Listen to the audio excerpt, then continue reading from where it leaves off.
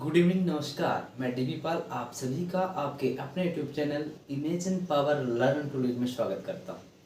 हमने प्रारंभिक तौर पे इतिहास की शुरुआत कर दी है। हमने पूर्व के लेक्चर में प्रागैतिहासिक काल को कंप्लीट कर लिया था और आज हम पढ़ने वाले हैं ताम्रपाषाण काल के बारे में और इसके अंतर्गत आने वाली संस्कृतियों के बारे में और इसकी सारी विशेषताओं को देखते हुए लौह युग में प्रवेश करेंगे और अंत में महापाषाण काल को कंप्लीट करते हुए आज के लेक्चर को कंप्लीट करेंगे। तो आइए स्टार्ट करते हैं क्या क्या चीज़ें अपन को पढ़नी है आज। जैसे कि हमको पढ़ना है, पहली तो ताम्रपाषाण काल को पढ़ना है। ताम्रपाषाण काल के बारे में जानेंगे। इसके अलावा हम जानेंगे आपके यहाँ पे जो जितनी भी संस्कृतियाँ थी इस युग की उनको सबको जानेंगे। लौह युग के बारे में बात करेंगे अपन। लौह युग का प्रारंभ होता है, सारी चीजें देखेंगे और अंत में देखेंगे महापाषाण काल को। महापाषाण काल को ये सारी चीजें देखते हुए आगे बढ़ते हैं। तो सबसे पहले ताम्रपाषाण काल को जाने लेते हैं।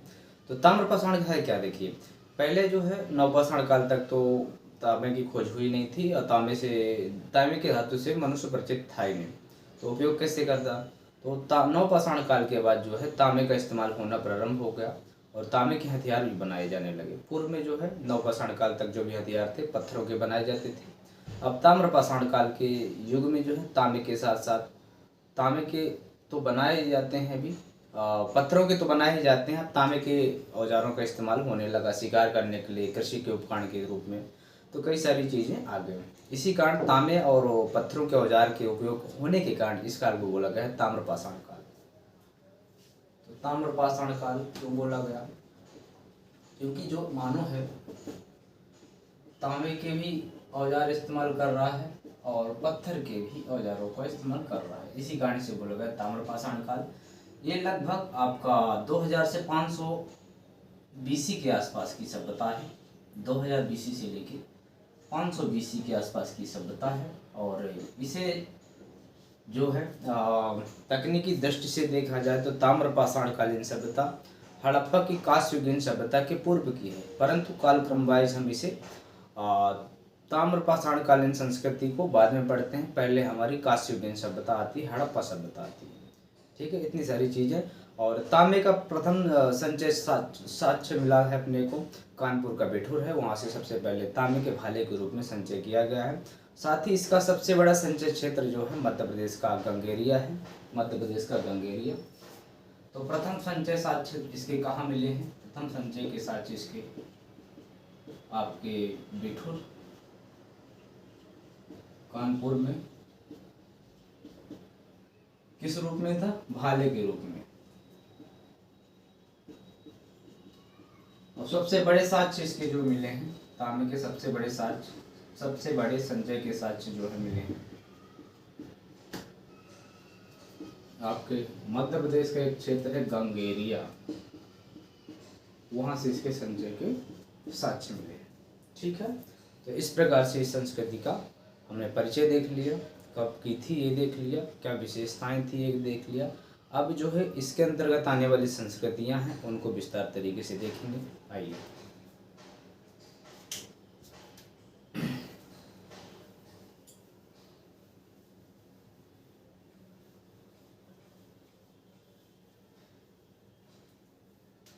यहाँ पे संस्कृतियां कौन कौन सी आई हैं ताम्रपाषाण कालीन, उनको देख रहे हैं। ताम्रपाषाण कालीन संस्कृतियां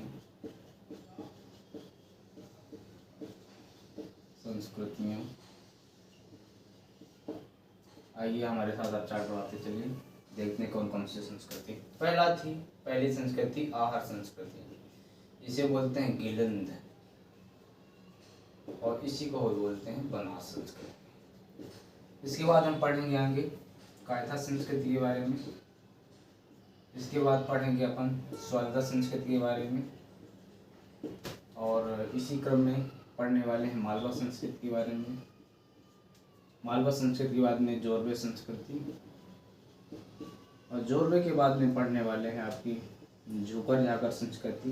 झूकर झागर संस्कृति। ठीक है ना। इन सारी संस्कृतियों को पढ़ने वाले हैं। तो सबसे पहले स्टार्ट करते हैं, कोई एक संस्कृति उठा लेते हैं। जैसे आहार संस्कृति के बारे में बात करते हैं। ये कहाँ थी, इसकी क्या क्या विशेषताएं थी, यहाँ पे पाने वाले मृद भांड, खेती का स्वरूप, सारी चीज़ें देखने वाले हैं। स्टार्ट को आप बना लीजिए। पूछ सकता है कि ताम्रपाषाण कालीन संस्कृतियों के बारे में लिखिए। 3 नंबर में आ सकता है, 2 नंबर में मेंस में आ सकता है, या पूछ सकता है इनमें से कौन सी संस्कृति जो ताम्रपाषाण कालीन संस्कृति नहीं है या कि है। विकल्प दे देगा आपको, ठीक है ना। तो ये ताम्रपाषाण कालीन संस्कृति में पढ़ेंगे आहार संस्कृति के बारे में। आहार संस्कृति या इसी को बोलते हैं आपके गिलुंद संस्कृति, या इसी को बोलते हैं बनास संस्कृति। ठीक है, इतनी सारी चीज़ें आप इसके बारे में जानते हैं। तो ये संस्कृति का समय काल लगभग 3000 से 1500 बीसी के आसपास का है, और ये संस्कृति राजस्थान के दक्षिण पूर्व में बनास नदी घाटी क्षेत्र में स्थित है। इसका समय की बात करूं तो इसका समय लगभग 3000 बीसी से लेकर 1500 बीसी के आसपास का समय है।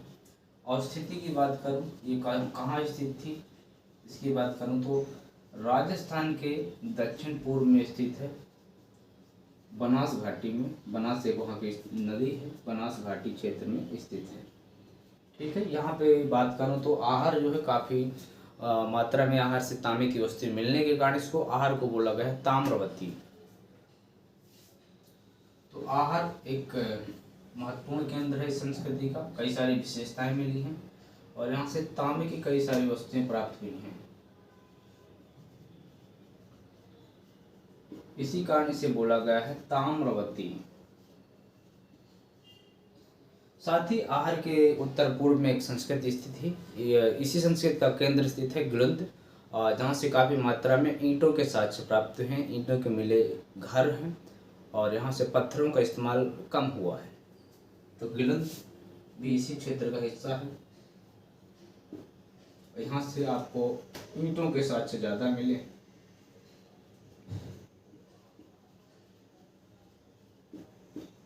साथ ही इस संस्कृति से आपको चावल, ज्वार, बाजरे के साक्ष्य भी मिले हैं। ये लोग चावल की खेती करते थे, ज्वार की खेती करते थे, और बाजरे की खेती भी करते थे। ठीक है ना, ये सारी चीज़ें जो है आहार संस्कृति से मिली हैं। और यहाँ पे मिलने वाले मृद भांड हैं काले लाल कलर के, जिसमें सफ़ेद रंग के रैखिक चित्रों का अलंकरण हुआ, अर्थात यहाँ पे जो है सफ़ेद कलर की जो है रेखाएं खींची गई हैं, और उसी से इसको चित्रित किया गया है मृदभांडों को। तो यहाँ के जो मृदभांड हैं आपके काले लाल कलर के हैं, जिसमें सफ़ेद रंग से रैखिक चित्रण हुआ है, अर्थात रेखाएं बनाई गई हैं सफ़ेद कलर की। ठीक है, इस प्रकार से हमने क्या देख लिया, आपकी आहार संस्कृति को देख लिया। ठीक है ना। और आहार संस्कृति से कई सारे आपके तांबे की चूड़ियाँ मिली हैं, तांबे के चादर मिले हैं, और तांबे के औजारों को भी देखा गया है। तो इस प्रकार से आहार संस्कृति की बात करें। अगली संस्कृति की कायथा संस्कृति, उसको भी देख लेते हैं।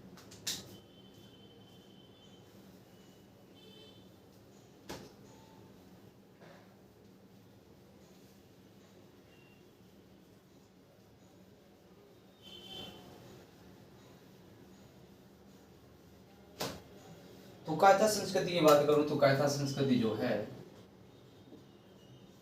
कायथा संस्कृति का काल लगभग 2000 से 1800 बीसी के आसपास का है। 2000 बीसी से 1800 बीसी के काल की जो संस्कृति है कायथा संस्कृति है, इसका समय है ये। और स्थिति की बात करूं तो मध्य प्रदेश में स्थित है, मध्य प्रदेश के मालवा रीजन में पड़ेगी आपकी। कायथा क्षेत्र जो है उज्जैन में पड़ेगा आपका। तो यहाँ पे संस्कृति स्थित है। इस संस्कृति को बी एस वाकाड़कर साहब ने प्रकाश में लाने का कार्य किया है। ये संस्कृति जो है हड़प्पा के समकालीन है, अर्थात ये संस्कृति हड़प्पा के समय की है। हड़प्पा समकालीन संस्कृति है ये। तो प्रश्न आ सकता है कि हड़प्पा कालीन संस्कृति में से कौन है, तो आपका उत्तर क्या जाएगा, कायथा जाएगा। तो हड़प्पा समकालीन संस्कृति है। और यहाँ से जो मृदभांड प्राप्त हुए हैं यहाँ से मिलने वाले मृदभांड प्राक हड़प्पा अर्थात हड़प्पा के पहले, हड़प्पा के समय के और हड़प्पा के बाद के, ऐसे इसके प्रभाव दिखाई देते हैं स्वरूप में जो है। यहाँ पे मृदभांड प्राक हड़प्पा के, हड़प्पा के समय के भी और हड़प्पा के बाद के भी यहाँ पे दिखाई देते हैं। इसके स्वरूप को देखते हैं जब मृदभांडों के, तो ऐसी सारी चीज़ें दिखाई देती हैं। साथ ही यहाँ से बेशकीमती पत्थरों के हार मिले हैं, जैसे स्टेटाइट और कार्नेलियन। स्टेटाइट और कार्नेलियन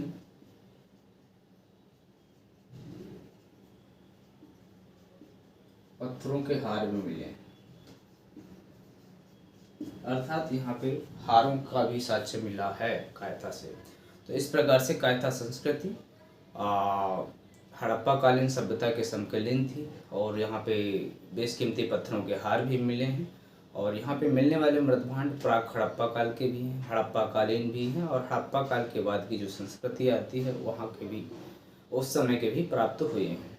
ठीक है ना। तो इस प्रकार से हमने देख लिया कायथा संस्कृति के बारे में। अब कायथा संस्कृति के बाद हम एक संस्कृति प्रकाश में आई महाराष्ट्र की प्रारंभिक सभ्यता रही है ताम्रपाषाण कालीन, जिसे कहते हैं स्वल्दा संस्कृति, उसको पढ़ रहे हैं।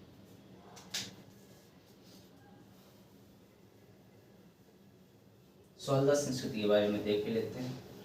और ये प्रश्न जो है आपके प्री में भले कम ही पूछे जाए, पर मेंस में एक प्रश्न MPPSC मेंस और अदर स्टेट PCS में आपके ऐसे प्रश्न संस्कृतियों से लेकर के पूछ ले जाते हैं प्राचीन भारत में। स्वल्दा संस्कृति, स्वल्दा संस्कृति भी ताम्रपाषाण कालीन संस्कृति के अंतर्गत ग्रामीण कृषि ग्रामीण संस्कृति रही है। ये भी कृषि ग्रामीण संस्कृति है,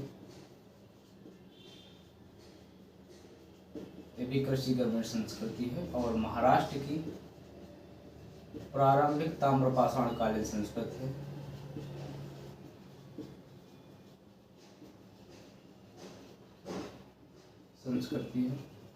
महाराष्ट्र की प्रारंभिक ताम्रपाषाण कालीन संस्कृति है। और इसमें बात करूं तो ये जो है ताप्ती नदी घाटी क्षेत्र में स्थित है। ताप्ती नदी घाटी क्षेत्र में स्थित थी। ठीक है। ये जो है जोरवे संस्कृति से कम विकसित थी, जोरवे संस्कृति से कम विकसित थी। वर्तमान में बात करूं तो वर्तमान इसका क्षेत्र है जहाँ पे स्थित थी नंदुरबार जिला। तो इस प्रकार से हमने ताप्ती नदी घाटी क्षेत्र में स्थित आपकी स्वल्दा संस्कृति को देखा, जो कि महाराष्ट्र की प्रारंभिक ताम्रपाषाण कालीन संस्कृति थी और ये जोरवे संस्कृति से कम विकसित थी। ठीक है। यहाँ पे काले लाल रंग के मृदभांड प्राप्त हुए हैं, फसलों के साक्ष्य भी प्राप्त होते हैं, पशुपालन के साक्ष्य भी प्राप्त होते हैं। इस प्रकार से हमारी स्वल्दा संस्कृति कंप्लीट होती है। अब प्रवेश कर रहे हैं मालवा संस्कृति। आइए मालवा संस्कृति के बारे में पढ़ते हैं।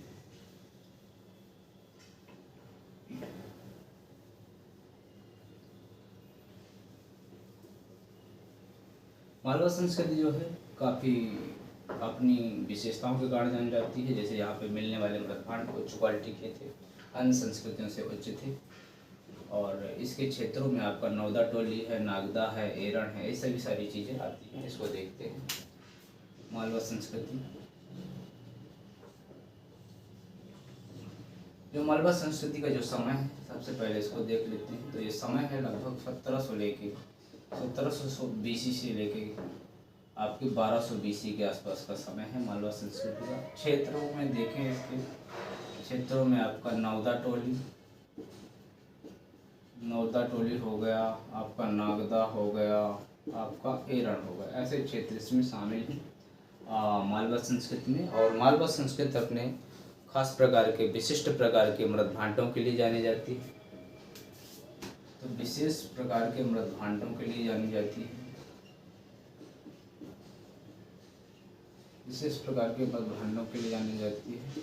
यह मृदभांड काले लाल रंग के थे, काले लाल रंग के चित्रित मृदभांड थे।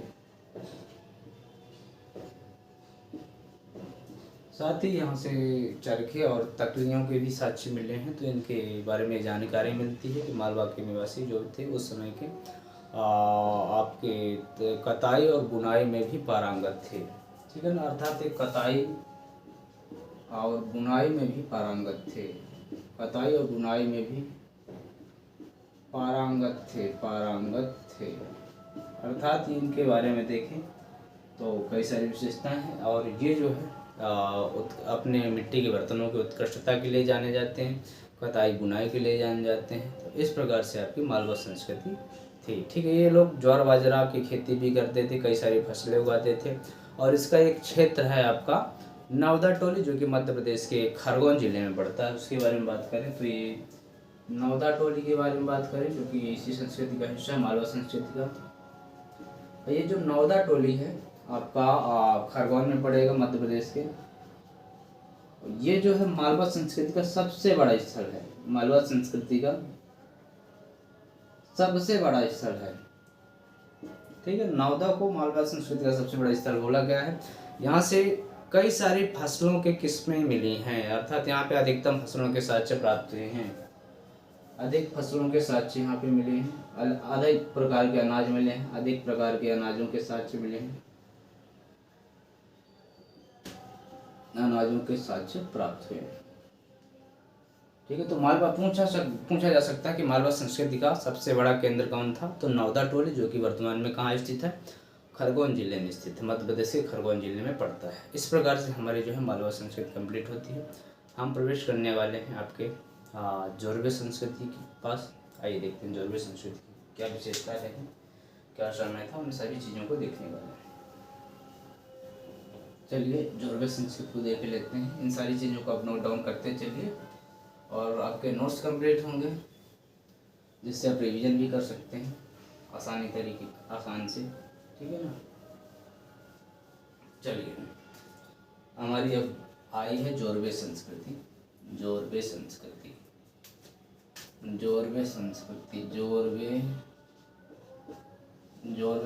के बारे में बात करें तो जोरवे संस्कृति जो है महाराष्ट्र की एक विकसित संस्कृति रही है, कृषि ग्रामीण संस्कृति रही है, जो कि स्वल्दा संस्कृति से काफ़ी विकसित थी। तो ये भी कहाँ स्थित है, महाराष्ट्र के गोदावरी प्रवरा नदी घाटी क्षेत्र में स्थित है। इसका समय लगभग 1400 BC से लेके 700 BC के आसपास का रहा है। तो ये संस्कृति लगभग 1400 BC से लेकर के 700 BC के आसपास की संस्कृति है जोरवे। और यहाँ पर भी काले लाल रंग के मृदभांड प्राप्त हुए हैं। यहाँ पर भी काले लाल रंग के मृदभांड मिले हैं, काले लाल रंग के मृदभांड प्राप्त हुए हैं। और ये जो है जोरवे संस्कृति अपने खास प्रकार के पूर्ण समाधान और कलश समाधान के लिए जानी जाती है। ये पूर्ण समाधान और कलश समाधान इसके लिए जानी जाती है, पूर्ण और कलश समाधान के लिए जानी जाती है। तो कलश समाधान का मतलब क्या होता है कि जो भी जोरवे संस्कृति से घर मिले हैं, उनकी जो भी फर्श है उनको खोदा गया तो पाया गया कि शिशुओं या वयस्कों के जो है कंकाल तंत्र मिले हैं, और साथ ही कलश नुमा आकृति में कलश ही मिला है, उसमें कई सारी उनकी वस्तुओं को रखा जाता था, जो भी आवश्यकता वाली वस्तुएं थी। साथ ही लोहे के औजारों के भी साथ ही तांबे के औजारों के भी साक्ष्य प्राप्त हुए हैं यहाँ से। ठीक है ना, तो ये सारी चीज़ें विशेष रूप से विशेषताएं हो जाती हैं जोरवे संस्कृति की, जो कि महाराष्ट्र की विकसित संस्कृति थी, जिसका समय 1400 से 700 BC का। इसके कई सारे स्थानों की बात करूं तो जैसे इनाम गांव है, इनकी कई सारी विशेषताएं भी हैं। जैसे स्थलों में इनकी बात करूं, स्थल कौन से हैं, इनाम गांव, आपका दायमाबाद, आपका नेवासा, इससे कई सारी विशेषताएं बनती हैं, उसके बारे में बात करेंगे। जैसे इनाम गांव है, इनाम गांव बस्ती के किलेबंदी के लिए जाना जाता है। बस्तियां जो थी यहाँ पे किलेबंद थी, और बीच में जो है प्रशासक वर्ग रहता था, और पूर्वी पश्चिमी भाग में जो है आपके शिल्पी वगैरह रहते थे, और प्राचीर में सामान्य लोग निवास करते थे। साथ ही यहाँ से कृत्रिम सिंचाई के प्राचीनतम साक्ष्य भी प्राप्त हुए हैं। कृत्रिम सिंचाई के प्राचीनतम साक्ष्य भी प्राप्त हुए हैं। अर्थात यहाँ पे जो है कृत्रिम सिंचाई के सबसे पहले साक्ष्य जो है इसी संस्कृति से प्राप्त होते हैं। एक स्थल इसी का है दायमाबाद। दायमाबाद जो है एक ऐसा स्थल है जहाँ से तांबे का रथ प्राप्त हुआ है। तांबे का रथ प्राप्त हुआ है और उसमें हाथी, भैंसा और गेंडा के साक्ष्य प्राप्त हुए हैं। साथ ही यहाँ से आपके गणेश पूजा के भी साक्ष्य प्राप्त होते हैं। गणेश पूजा के भी साक्ष्य यहाँ से दायमाबाद से मिलते हैं। एक स्थल है नेवासा। नेवासा से भी कई सारी चीज़ें देखने को मिलती हैं, जैसे यहाँ पे पटसन के साक्ष्य, रेशम उत्पादन के प्रारंभिक साक्ष्य इसी संस्कृति से मिले हैं। पटसन है, रेशम उत्पादन है, रेशम उत्पादन प्रारंभिक बार यहीं मिला है। रेशम उत्पादन के प्रथम साक्ष्य। नैदानिक मृदभांड भी है।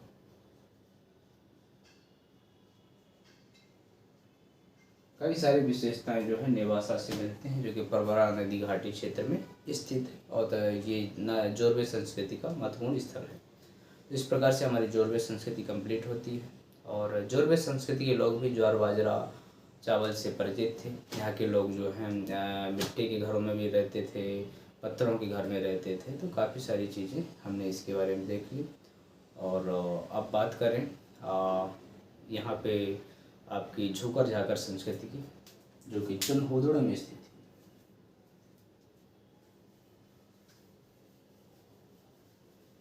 आइए देखते हैं झूकर झाकर संस्कृति, जो कि ताम्रपाषाण कालीन संस्कृति है। ये भी इसका भी अध्ययन कर रहे हैं। ये सभी संस्कृतियाँ इम्पोर्टेंट हो जाती हैं मेंस की दृष्टि से, अर्थात इसे मेंस की दृष्टि से ज़्यादा पूछा जाता है। हालांकि प्री में भी कभी कभी प्रश्न पूछे जा सकते हैं, अदर वनडे एग्जाम में भी पूछे जा सकते हैं प्रश्न, ठीक है ना, पूछे जाते ही हैं। ठीक है, तो ये है आपकी झूकर झाकर संस्कृति। दरअसल ये दोनों संस्कृतियाँ अलग अलग हैं। झूकर संस्कृति जो है आपकी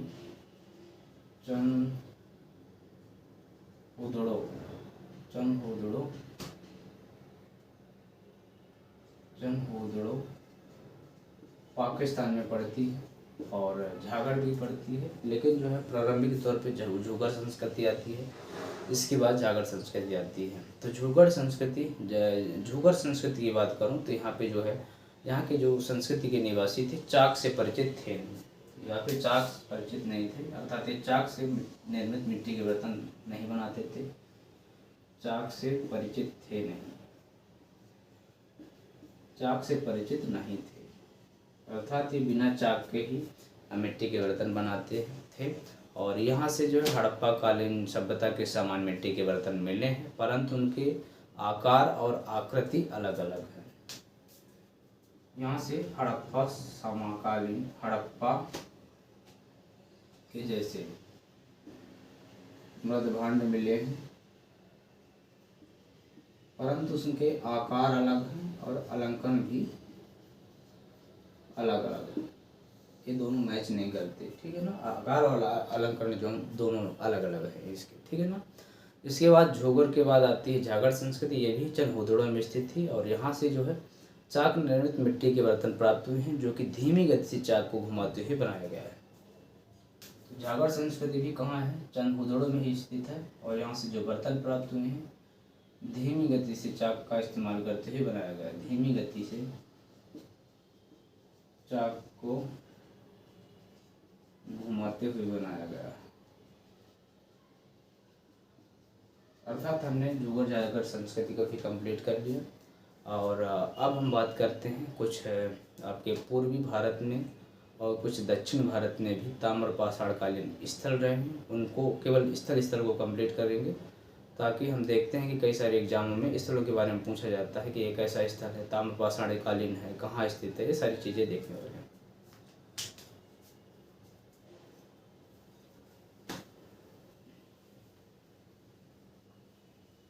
ठीक है ना। तो आपकी अब पूर्वी भारत की जो भी ताम्रपाषाण कालीन संस्कृतियों के स्थल हैं उनके बारे में देखेंगे।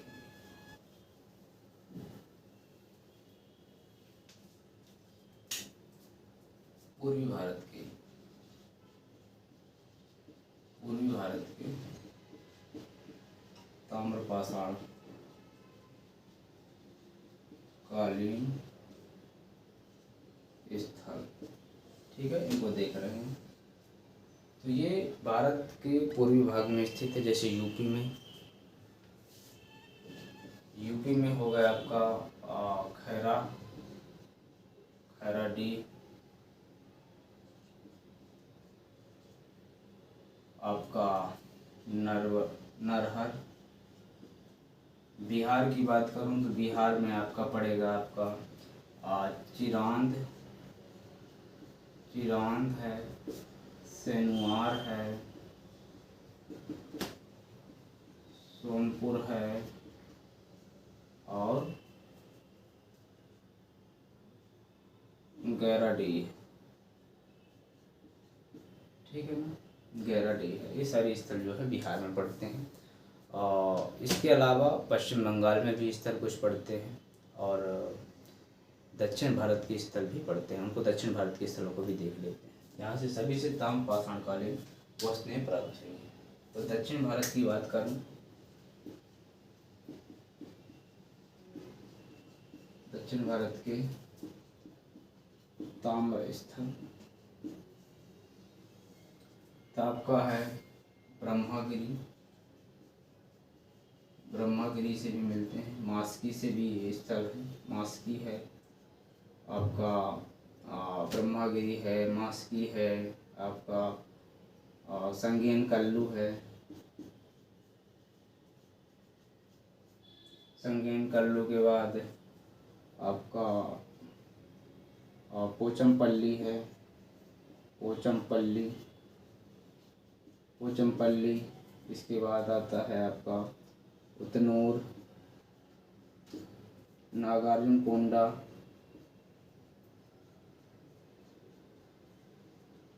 कोंडमकल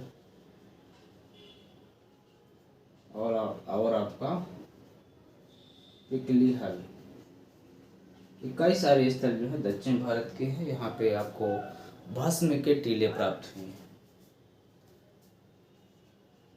दक्षिण भारत के जो ताम्रपाषाण कालीन स्थल है यहाँ से भस्म टीले प्राप्त हुए हैं। इंग्लिश में कहें एस मॉन्ट के साक्ष्य मिले हैं, अर्थात भस्म के टीले मिले हैं।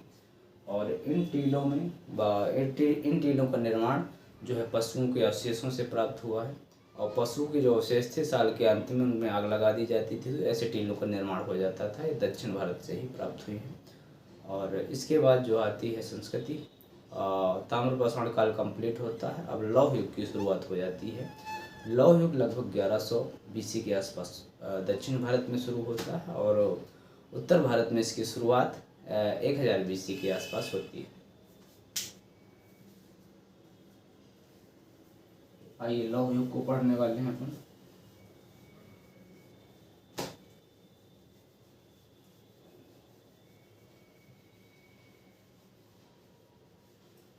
लौह युग में देखते हैं अपन जो लौह युग है दक्षिण भारत में, इसका उद्भव हुआ है 1100 BC के आसपास। उत्तर भारत में इसका उद्भव हुआ है 1000 BC के आसपास। अर्थात जो है दोनों में डिफरेंस है। उत्तर भारत में लौह युग का प्रारंभ है बाद में हुआ है दक्षिण भारत के मुकाबले। और कई सारे साक्ष्य प्राप्त हुए हैं, जैसे कि उत्तर भारत का एक स्थान है एटा का तरंजी खेड़ा। यहाँ से उत्तर वैदिक काल में ही लोहे की धातु की खोज हुई और कई सारे जीवन में परिवर्तन हुए। और इसी के बाद जो है महाजनपद काल आता है, हालांकि इसको बाद में पढ़ेंगे। तो देखें तो सबसे पहले बात करें कि उत्तर भारत में लौह युग पूर्व का बाद में आता है और दक्षिण भारत का लौह युग है लगभग पहले आ जाता है 100 साल पहले। 1100 BC का है आपका दक्षिण भारत का और 1000 BC के आसपास जो है लौह के साक्ष्य प्राप्त हुए हैं उत्तर भारत में। ठीक है, ये सारी चीज़ें क्लियर हो गई हैं। अब हम प्रवेश करने वाले हैं महापाषाण काल के बारे में देखेंगे। आइए महापाषाण काल के बारे में हम पढ़ने वाले हैं। देखते हैं महापाषाण काल के बारे में क्या क्या जानकारियाँ हैं। ये है आपका महापाषाण काल।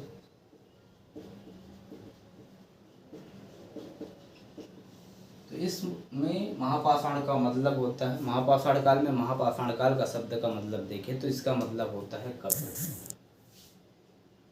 इसका मतलब होता है कब्र। और यहाँ पे विशेष प्रकार की कब्रें मिली हैं रिहायशी इलाकों के बाहर।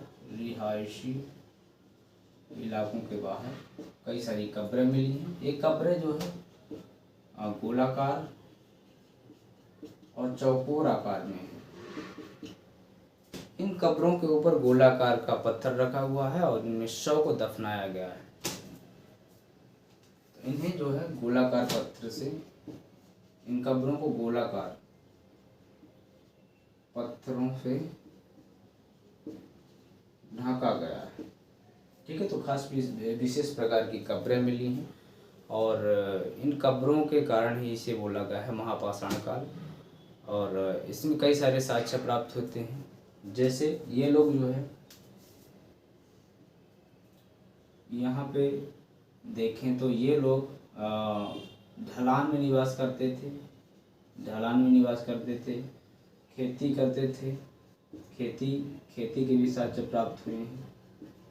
साथ ही ये मिट्टी के कच्चे घरों में व पत्थरों के घरों में निवास करते थे। ठीक है ना, महापाषाण काल के लोग। और इस प्रकार से हमने देखा कि महापाषाण काल आपका कंप्लीट होता है। हालांकि ये महापाषाण काल उत्तर भारत में नहीं था, दक्षिण भारत में ही था और इसकी कई सारी विशेषताएं थी। जैसे कि यहाँ पे कब्रें, तो यहाँ पे पूर्ण समाधान भी था, आंशिक समाधान के भी साक्ष्य प्राप्त हुए हैं।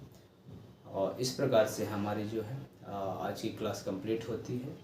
आप हमें जितने भी आपकी डाउट हों उसके लिए आप मैसेज कर सकते हैं। साथ ही सजेस्ट कर सकते हैं हमारा वीडियो आपको कैसा लगा। हम और बेहतर से बेहतर प्रयास करने में लगे हुए हैं। आज के लिए इतना ही। मिलते हैं आगामी क्लास में। जय हिंद।